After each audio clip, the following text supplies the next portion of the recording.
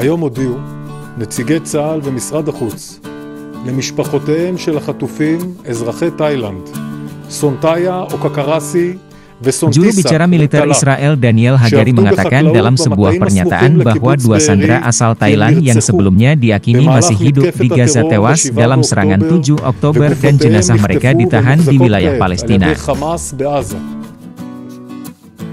היום הודיעו נציגי צה"ל ומשרד החוץ למשפחותיהם של החטופים אזרחי תאילנד, סונטאיה אוקקרסי וסונטיסק רינטלק, שעבדו בחקלאות במטעים הסמוכים לקיבוץ בארי, כי הם נרצחו במהלך מתקפת הטרור ב-7 באוקטובר, וגופותיהם נחטפו ומוחזקות כעת על ידי חמאס בעזה. Download Tribun X sekarang, menghadirkan lokal menjadi Indonesia.